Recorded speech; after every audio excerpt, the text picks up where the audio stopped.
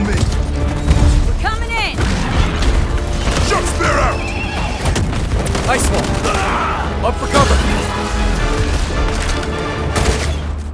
Would you like to know more? Would you like to know more? Would you like to know more? Great!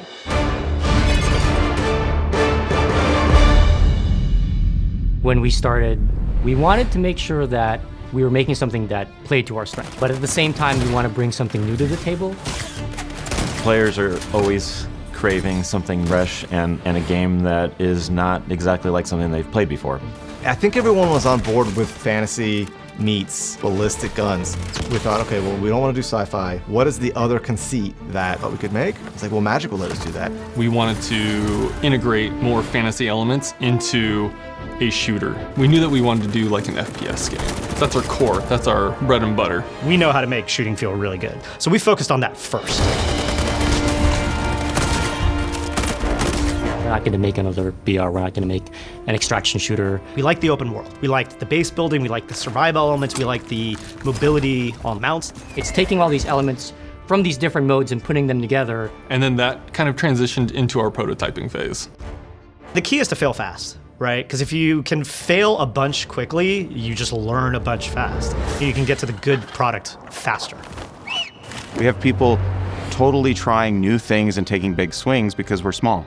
Every playtest, there is buckets of feedback. We pride ourselves on finding the fun, and it's sacred when you find it. The things that survived from the beginning were pretty much raid related.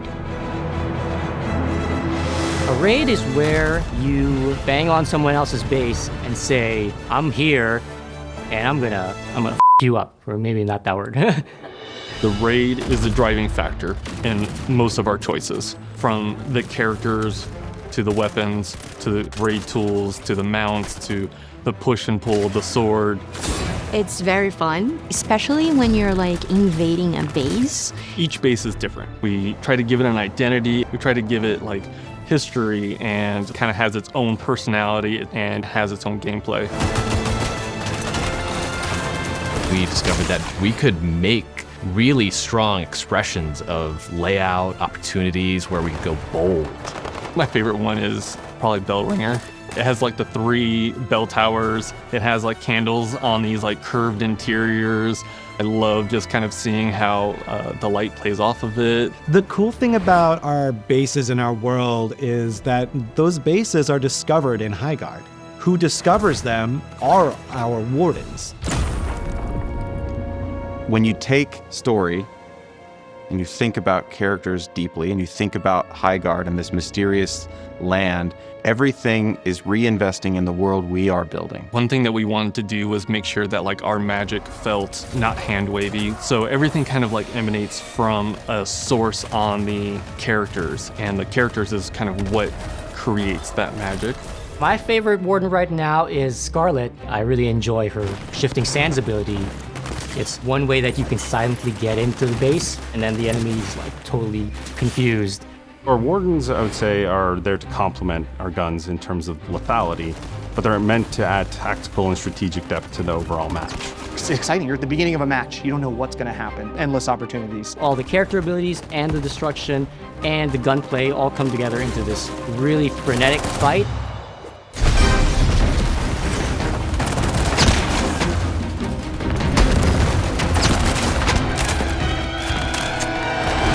Philosophically, we are a gun-first game. We want to make sure that gun-on-gun combat is the primary way that you are succeeding in combat.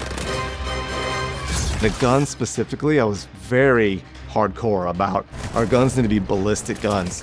I want to see people rack it. I want to see all the inner workings of it. When we shoot the gun, we wanted to make sure that there are tons of moving parts. We want to see like animators being able to have their full creativity to like bring these guns to life. So we wanted to start from a really grounded, realistic standpoint. When I'm firing a gun, I'm enveloped in it. I know what it is. That is a 5.1 surround design experience to put you behind the gun and make you feel like you're really there firing it.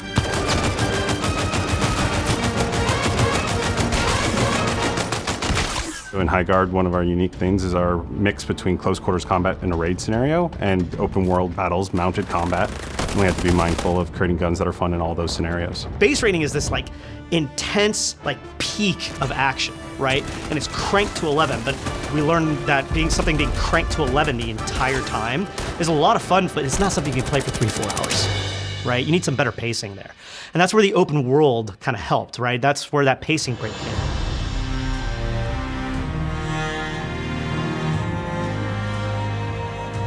The differentiator factors from our game, I think there are 3 things actually. The loop is very unique, and then I don't think you see a lot of shooters out there that do fantasy. And then the third one is mount combat. There's this really strong fantasy of like being on a horse and just like shooting people on a horse. One of the designers prototyped it really quick, and very quickly that became like, oh, this is the sauce. He ended up making a bear, and you're like riding the bear. It was so magical, kind of like running through. The team really latched onto it. I think it kind of set the tone to where everybody was like, oh man, I want to like fulfill that fantasy. I want to play that. Mounts were created for traversal at first, and then we were like evolving it to be more combat. The open world is a totally different animal, right? Cover is really far apart, and it's a different kind of fight. And the way mounts incorporate into that combat is honestly super fun. You want to have kind of like these rolling vistas that promote mount combat. You want there to be excitement to be able to like get out and go roam. The beauty about Highguard is that we're just at the surface. The characters have just found certain parts of that land, but they're going to continue to discover new things. Highguard is a lost continent that has suddenly reemerged mysteriously, missing in action for hundreds of years, to the point where most people in this world don't even believe it's real. Highguard itself is kind of a land of mystery, and each map is a snapshot of what that continent used to look like. Closer to where Highguard was rediscovered, we stick with a lot more modern architecture. You got a lot of very big machinery. You have a giant wall, you have steam vents. The more we go inland, the more magical and ancient it gets. When Highguard first returned, everyone rushed to this land, and they all died. It became clear that the only ones who could survive in this magical land are those with that gift of magic. And they are brought to this place by a mysterious organization called the Iron Vigil. At first, when you meet the Iron Vigil, they are the ones who help bring you to the land of Highguard. They're in a position of power because they broker all of the contracts that the Wardens take on. You see all of these characters being drawn like a moth to the flame to Highguard, and over time you're going to see how big that flame gets. We've picked our favorite things here and there, but I feel like we found a vision and stuck to it and created something that's genuinely new. We knew when we started we wanted to make a shooter, and we knew we wanted to make something that was live service. And so we've been planning for that for a very long time. In fact, we already have a year's worth of post-launch content already deep in development. There's a lot of live service fatigue right now, right? These games tend to hit you with a FOMO, which I think players have gotten wise to, for good reason. We're building a game that people want to come back to. So the way our post-launch plan is broken up is what we call episodes.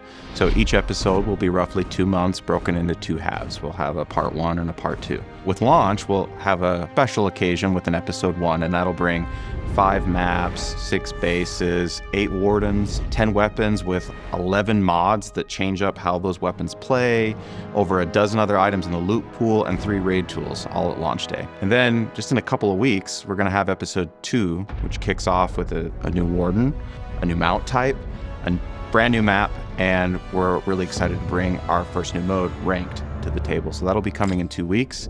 And then from there, we'll be in our regular cadence. Watch and burn.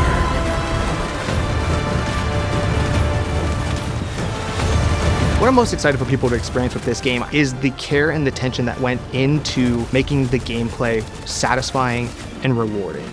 You put all this love into a project and feel like you went to battle together, and to put that creative project in front of the world to play and get the feedback and see the joy it brings people, you just want to keep doing that. I love my job. And part of that is I love this team. I'm just trying to have fun. But we want the community to feel like they don't need to read an entire book before they play the game. We want them to feel like they are a part of that book and be a part of the journey as we kind of discover it with them. Going from a blank page to a game that We are excited to play on the weekends. So I'm proud of the game, but I'm proud of the team getting to that point. This is